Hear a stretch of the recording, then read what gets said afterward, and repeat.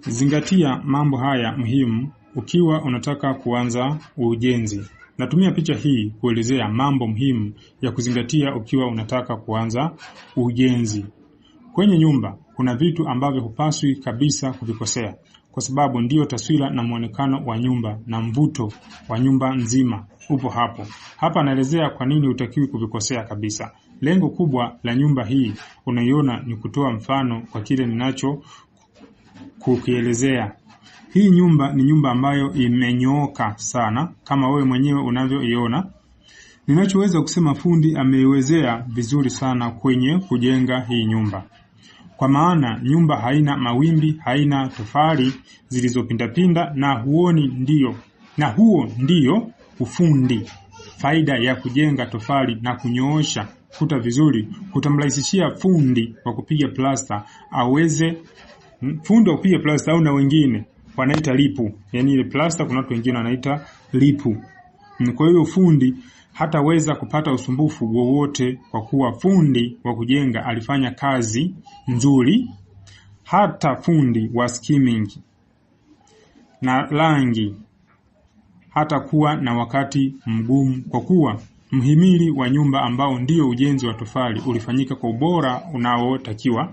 Jambo jingine na la muhimu, kama unavyoona, madirisha ya hii nyumba ni makubwa, lakini nyumba yenyewe ni ndogo.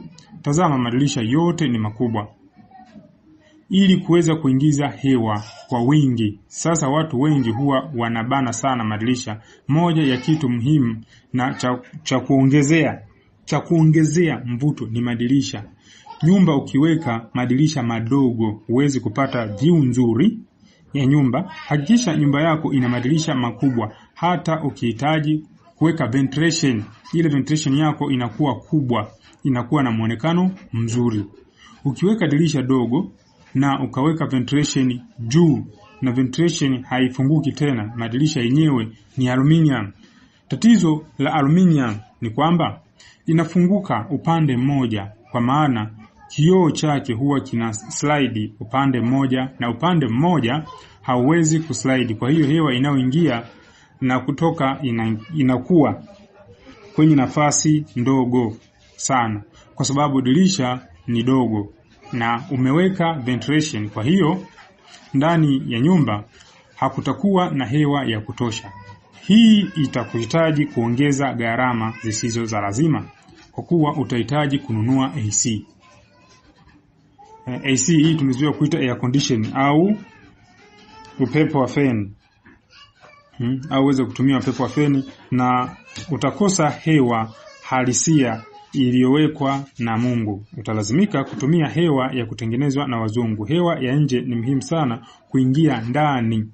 Muhimu ni kuweka dirisha pana refu ili kuruhusu hewa ya kutosha kuingia ndani. Kitu kingine hapo ni msingi wake. Ni mrefu kama unavyoona, na ukiangalia mtaa wote ilipojengwa hii nyumba ni eneo tambalale.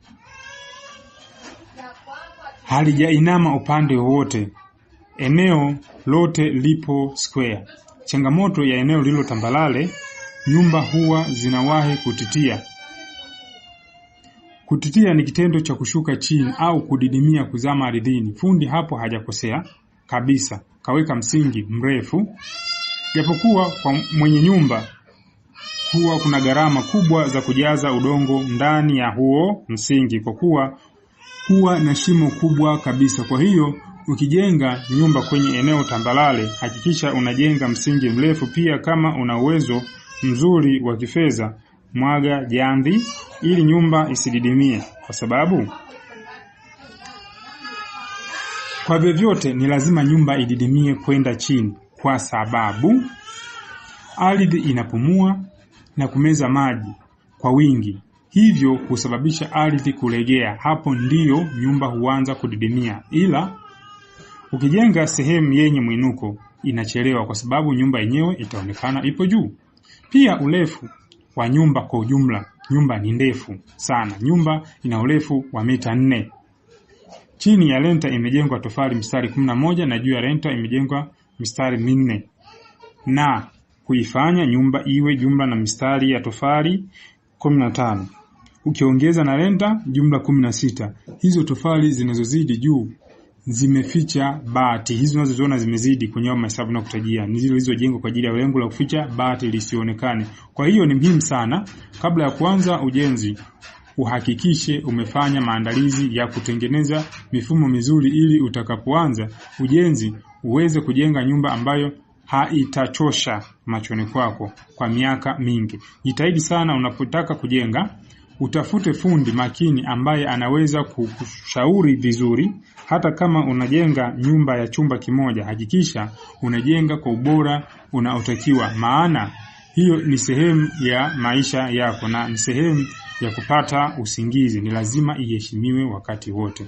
Kama unahitaji ramani za nyumba bora na unahitaji ufundi bora, wasiliana na mimi kwa namba hizo unazoendelea kuziona hapo. Usisahau kusubscribe, kulike, kucomment na kushare account hii ya Mjenzi wa Nyumba TV. Kumbuka, nyumba bora hujengwa na fundi bora.